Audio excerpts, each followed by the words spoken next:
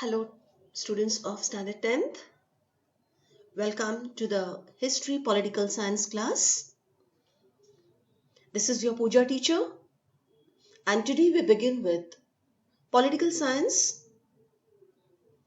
Of course, not begin, but we continue with Chapter 4 as we were dealing with social and political movements. So, in the first session of this class, we have discussed the tribal movements. We have discussed about what is a movement, and then in detail we have discussed about tribal movement. And now in this part 2 we begin with farmers movement in India. Okay, I hope you all are fit and fine, taking good care of yourself. Keep yourself ready with the textbook. See that you have a pencil in your hand. Yes, and also a rough notebook to jot down any important point if you feel like, because most of the time I suggest to refer Google for some additional information. So students, let's begin with farmers movement in India.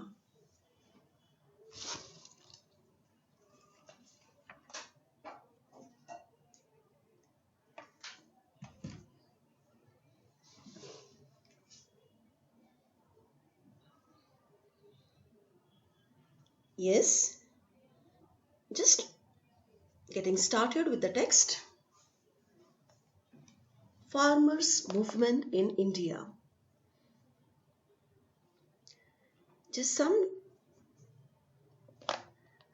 I hope you all are watching the videos thoroughly. It will be very much helpful if you pay attention to it, because the discussion that we carry on this teaching videos with reference to the content, they're very important. Okay, so students, farmers movement in India. Before I start with this topic, let us discuss who is farmer in India. The Indian farmer is a living idol of India. They are the most hardworking farmers around the world and always busy working hard for their crops during day and night. India is called the land of farmers, as most of the people of the country are directly or indirectly involved in the agriculture sector. Then students, the question arises that why are Indian farmers poor? Students, the problem of small farmer livelihood is aggravated due to the fact that small farmers suffer from many production risks like drought, flood, lack of adequate use of inputs, poor extension, leading to large yield gaps, lack of assured and adequate irrigation, crop failure, and so on.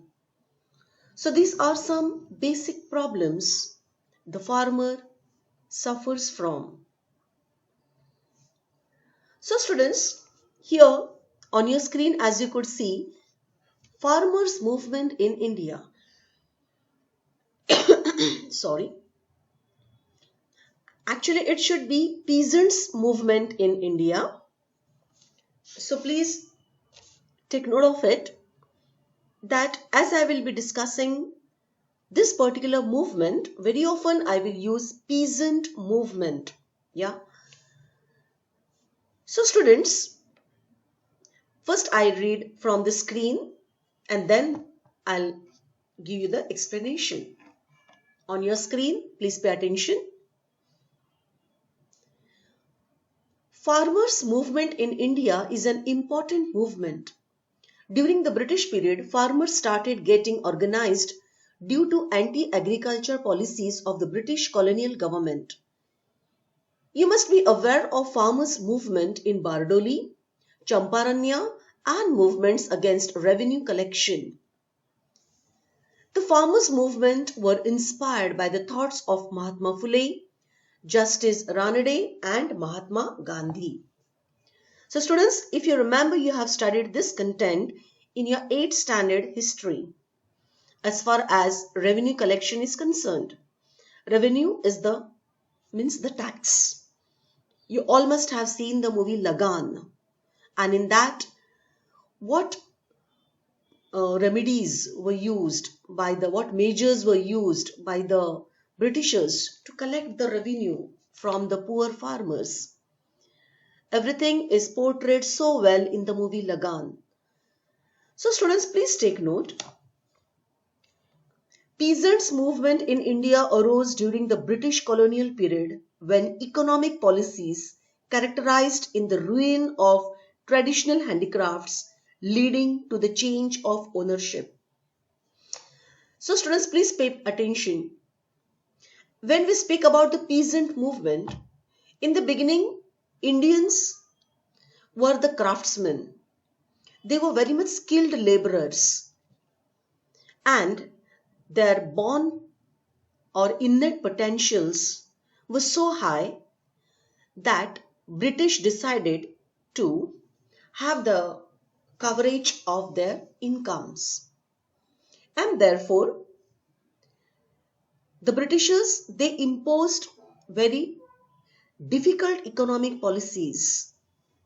They implemented difficult economic policies, and those policies completely ruined up the life of traditional handicraftsmen, leading to change of ownership.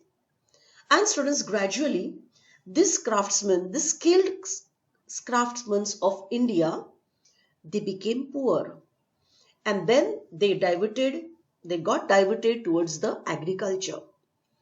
Then what happened in the agricultural field? Naturally, the result was overcrowding of land. Okay, and because of this overcrowding of people on the small piece of land, the other reason was massive debt and impoverishment of peasantry. Therefore, students, the need of the time was that the farmers, the peasants, should join the revolutionary movement of 1942 in great numbers. So students, this is what happened during the British time, that the farmer's life was uprooted. So students, when we are speaking about the farmers' movement or peasants' movement, this is a social movement involved with the agricultural policy which claims peasants' rights. Please take note. Yeah, which claims peasants' rights, means farmers' rights. Peasants' movement have a long history that can be traced to the numerous peasant uprisings that occurred in various regions of the world throughout human history. Early peasant movements were usually the result of stresses in the feudal and semi-feudal societies. You understand the feudal lords? Yeah, the zamindari system? Yeah. So the zamindari systems, or the landlords of those days, cunningly, they looted, they cheated on the farmers. That resulted in violent uprisings. More recent movements fitting the definitions of social movements are usually much less violent, and their demands are centered on better prices for agricultural produce, better wages and working conditions for the agricultural laborers, and increasing the agricultural production. This is the scenario in the present time, that farmers are much more looked after by the government. But what happened during the British time? Yes, because of the violent uprisings, the farmers, they revolted and they took up the movement. And their demands were very much related to the agricultural policies. What were their demands? Their demands were they should get better prices for their agriculture produce. Their demand was that they should be paid very fair wages. Yeah. Moreover, the working conditions should be proper. Yes. And the working condition for the agricultural laborers and the increasing agriculture production should be justified. So this is what happened. But students, moreover, when we speak about the Britishers, how were they? Here, I would definitely like to speak about the economic policies of the British adversely affected the Indian peasants under the British government, protecting the landlords and money lenders. That was the feudal and the semi-feudal system. So students, please take note. The Britishers were very much in favor of landlords, the moneylenders, as they were lured by them to a greater extent, while the Britishers, they exploited the peasants class. The peasants rose in revolt against this injustice on many occasions. The peasants in Bengal formed their union and revolted against the compulsion of cultivating indigo. Yes, students, because indigo was very much in demand in the European markets, because in those days industrialization had begun in England, and because there was uh, flourishing textiles mills in England, European countries was very much in need of the colors, and the cultivation of indigo plants provided colors. So students, here what happened that majority of the farmers were forced to cultivate indigo plants. And all of a sudden the demands stopped because the European countries, they started using the chemical colors. Here what happened in India, that because of the indigo cultivations, the fertility of the soil became very much worse. It changed. It made the land more barren, losing the fertility, its original fertility. Here, what happened to the farmers? The farmers, those who switched on to the indigo cultivation, they found their lands no more good for cultivating the crops, edible crops. So students, Anthony Pereira, a political scientist, has defined a peasant movement as a social movement made up of peasants, small landholders or farm workers on large farms. Please take note. Usually inspired by the goal of improving the situation of peasant in a nation or territory. So Sir Anthony Pereira, he took initiatives. He was a political scientist, and he stated that peasant movement is not actual a peasant movement, but it is a social movement. Okay? And that movement is made up by the peasants. And who are the people in this movement? They are the small landholders or farm workers on large farms. Okay? So this particular farmers movement was very much inspired by the goal of improving the situation of the peasants in a nation or territory. I hope students, you're getting it clear. Then students, again the question was, what are the major causes of peasant movement in India? As discussed, students, please take note, the main causes were increase in the land tax, the security of tenure and exploitation of the poor peasantry by the landlords. The revolt goers fell into the trap of Hindu-Muslim riot. During this period, there was a Khilafat movement yeah, was raised for the fulfillment of freedom for Muslims. So these are the causes of peasant movement in India. Then as you have read on your screen, the content is given that which of the following is an example of the farmers' uprising movement during British colonial period. Yes, students, please take note. The Champaranya Satyagraha of 1917. You can underline there Champaranya in your textbook. The Champaranya Satyagraha of 1917 was the first Satyagraha movement led by Gandhi in India and is considered a historically important revolt in the Indian independence movement. It was a farmers' uprising that took place in Champaran district in Bihar, India. Bihar, India during the British colonial period. Then students, again based on the farmers movement in India, the next question is which is the major peasant movement during British Raj in India? I repeat the question. Which is a major peasant movement during British Raj in India? Students, other significant movements, almost all the movements like Kheda peasant struggle, Bardoli movement in Gujarat, peasant revolt in Telangana, and Tebaga movement in Bengal were against the oppressive British governments and zamindars. Just I'll have a sip of water. Thank you. So students, this was the condition of the Indian farmers during the British Raj. In different states, the movements were on fire.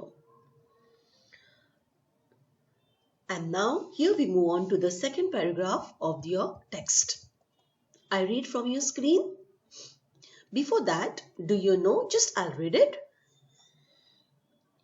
Please pay attention to the blue color insert. Yeah.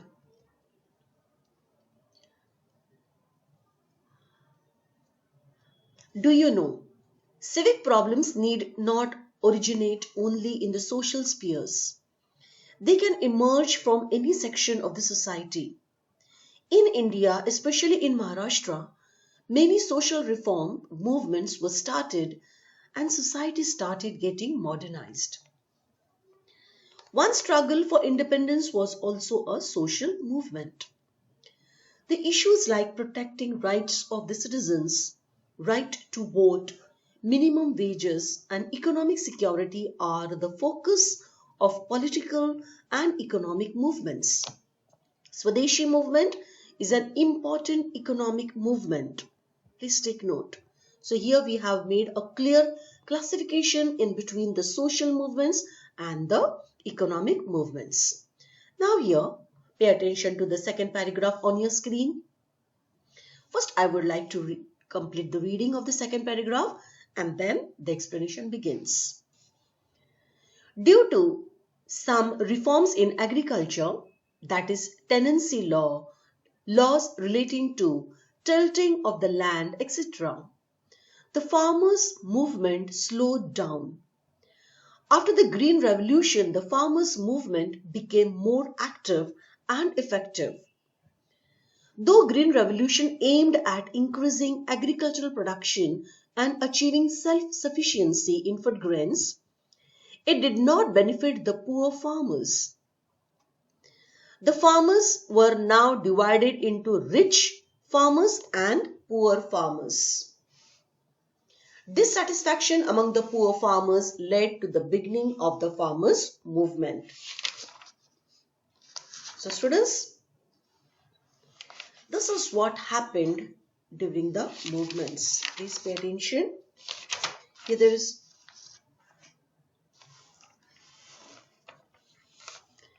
then just I'll take a stop here.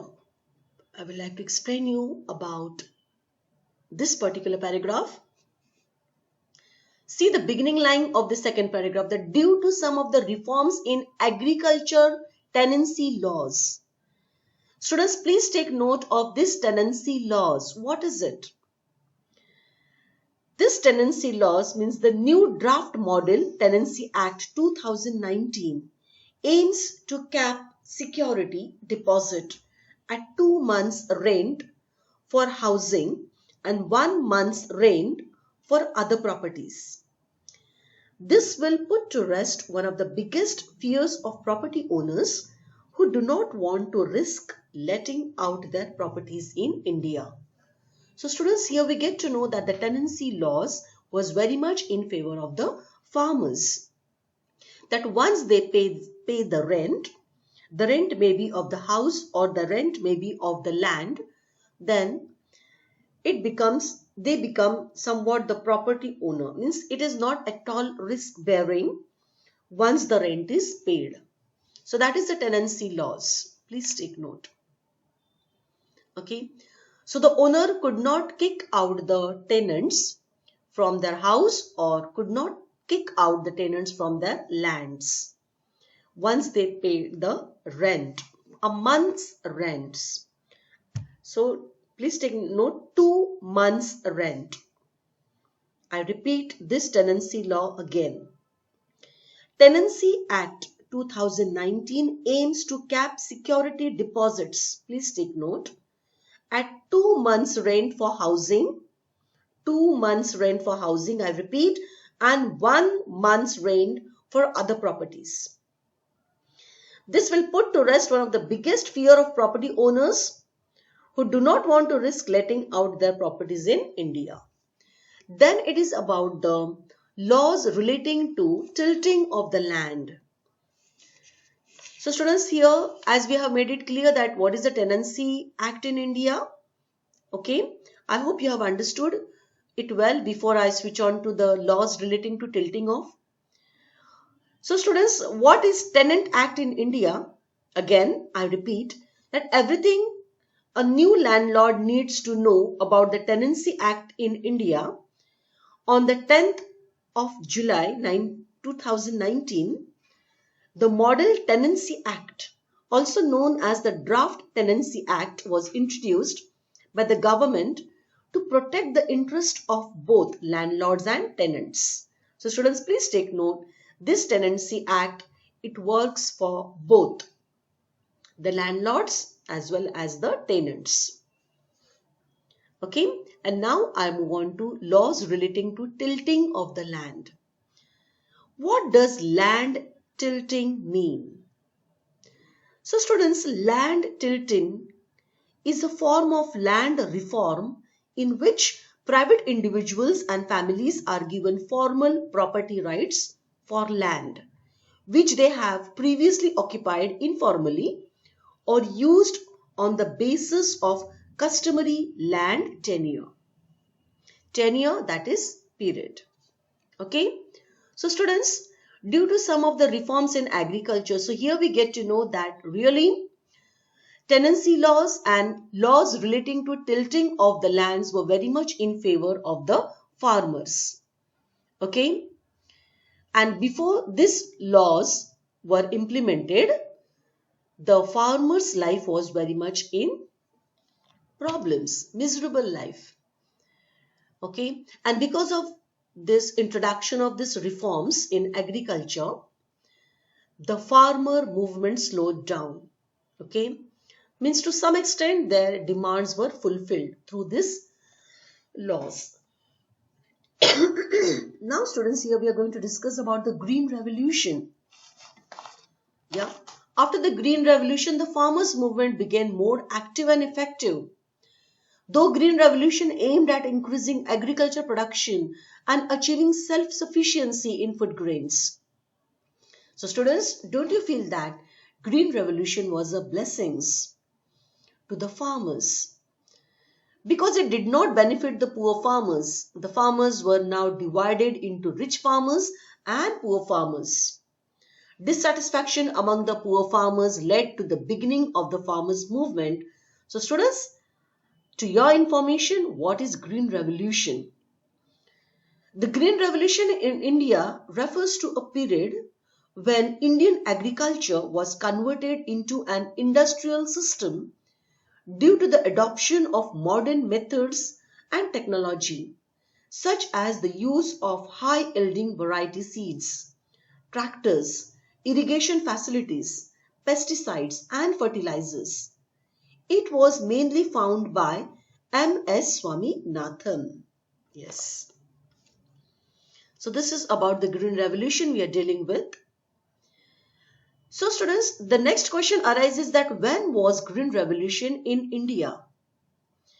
So students, please take note, in 1960s, the Green Revolution in India was first introduced in Punjab in the late 1960s as part of a development program issued by international donor agencies and the Government of India. During the British Raj, India's grain economy hinged on a unilateral relation of exploitation. So students, please take note. When Green Revolution was introduced in Punjab, it clipped the wings of the British Raj, and then automatically they stopped exploiting the Indian farmers. Then the question is, what introduced Green Revolution in India? The idea was to never depend on any other country for food sufficiency.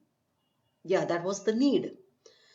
So in 1965, the government, with the help of Indian geneticist M.S. Swaminathan, known as father of Green Revolution. Students, please take note.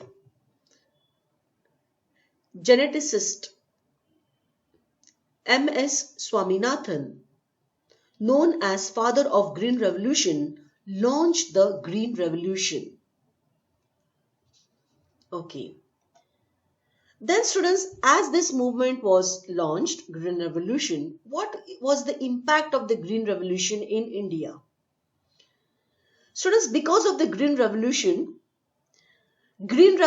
resulted in a record grain output of 131 million tons in 1978-79. This established India as one of the world's biggest agricultural producer.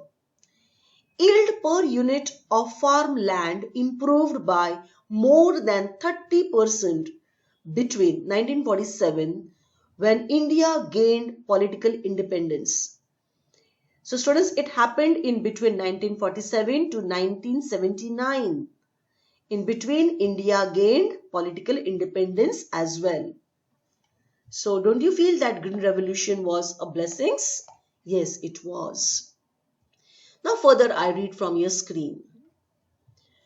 Appropriate price for agricultural products. Agriculture to be treated as industry. Implementation of the recommendation of the Swaminathan Commission. Debt relief, debt cancellation, national policy for agriculture are some of the demands of the farmers' movement. So students, please take note. Because of the arrival of Green Revolution in India, which was very much put forth by M.S. Swaminathan, his foundation became the Swaminathan Commission. And in that Swaminathan Commission, certain benefits were provided to the farmers like debt relief. Debt relief yani karza muktata. Debt cancellation, cancel the debt. Okay. Moreover, students, there was also like national policies for agriculture, which was very much in favor of the farmers. So all this brought a great revolution in the life of the farmers. Then students, Shetkari Sangatana, Bharatiya Kisan Union, All India Kisan Sabha are some of the important farmers' organization in India. Please take note. So students, what about the Shetkari Sangatana? Swabhimani Shetkari Sangatana or SSS is a farmers union based in Kolhapur, Maharashtra, and that is in India. It was founded by Member of Parliament Raju Shetty. They fight for the fair price of sugar cane, farmers and other issues. So students, I hope you got to know the motto, the main objective of the Swabhimani Shetkari Sangatana. Yes, they do revolt, they do fight for the fair prices, especially for the sugarcane products, sugarcane produce, as well as the farmers and the other issues. Moreover, students, as far as this Shetkari Sangatana is concerned, Sharad Anantarao Joshi, he is also the founder of Shetkari Sangatana, an organization for farmers. Shetkari Sangatana is a non-political union of farmers. Please take note. Shetkari Sangatana is a non-political union of farmers. Then student, let us discuss about Bharatiya Kisan Union. Can you see on your screen Bharatiya Kisan Union? So the question is, when was Bharatiya Kisan Union formed? Students, Bharatiya Kisan Union was formed or founded on 1st July 1978. Okay. So students, the next question regarding Bharatiya Kisan Union is, which was the first Indian farmers movement? Students, All India Kisan Sabha, that is All India Peasants Union, also known as Akhil Bharatiya Kisan Sabha, was the name of Peasants Front of the Communist Party of India, an important peasant movement formed by Sahajanand Saraswati in 1936. Okay, I repeat about All India Kisan Sabha, and the founder is Sahajanand Saraswati in 1936. Students, please pay attention to this about Bharatiya Kisan Union. Bharatiya Kisan Union is a non-partisan farmers representative organization in India. It was founded by Chaudhary Charan Singh from the Punjab Kheti-Bari Union, which became its Punjab branch. The Western Uttar Pradesh branch of the union was founded in 17th October 1986 by Mahendra Singh Tikat. So that is about Bharatiya Kisan Union, which was very much founded in Punjab. Yeah. And it was founded by Chaudhary Charan Singh from Punjab Kheti-Bari Union, which became its Punjab branch. Okay. I want you to Google it, students. You will get the logo as well. There is a special green circle logo, Bharatiya Kisan Union. So please check out for the logo on Google with reference to Bharatiya Kisan Union. And then students, on your screen, All India Kisan Sabha. Yes, that is AIKS. It is also having a beautiful logo. You can search for the logo on the Google. All India Kisan Sabha was the name of the peasant front of the Communist Party of India, an important peasant movement formed by Sahajanand Saraswati in 1936. It later split into two organizations known by the same name. So students, please take note, the same name is AIKS and AIKS, General Secretary. Okay students, so here we have completed with the farmers movement in India. Now see, do this on your screen. Name the policies started by the government for the welfare of farmers and landless labor. Just quickly, I will read the name of the policies, and then I will conclude this session. So students, some of the important schemes, programs implemented as centrally sponsored schemes are National Food Security Mission, that is NFSM. I repeat, National Food Security Mission for Integrated Development of Horticulture. Now students, please take note. The first one is NFSM, that is the policy. NFSM stands for National Food Security Mission. The next one is Mission for Integrated Development of Horticulture. Next is Mission for Integrated Development of Horticulture, and the acrostic is MIDH. Then number 3, National Mission on Oilseeds and Oil Palm, and the acrostic is NMOOP. NMOOP, that stands for National Mission on Oilseeds and Oil Palm. Number 4, National Mission for Sustainable Agriculture. That stands, the acrostic is NMSA. NMSA stands for National Mission for Sustainable Agriculture. Okay, I'm just giving you this information for your additional knowledge. So these are the policies started by the government for the welfare of farmers and landless laborers. I hope students, you all have paid proper attention to the teachings with reference to the farmers movement in India. Okay, and here I conclude with this part 2. The next part we meet with the trade unions. Okay, but students, actually it is not a trade unions. We will be taking a start in the third part with labor movement. So please cancel trade unions and write there labor movement. So next class will begin with the labor movement. So this is a text correction given by the publication. So please cancel the trade unions and write there labor movement. Okay, so till then we meet in our next class. Do take good care of yourself. Thank you for hearing me patiently. Have a nice day ahead. Bye.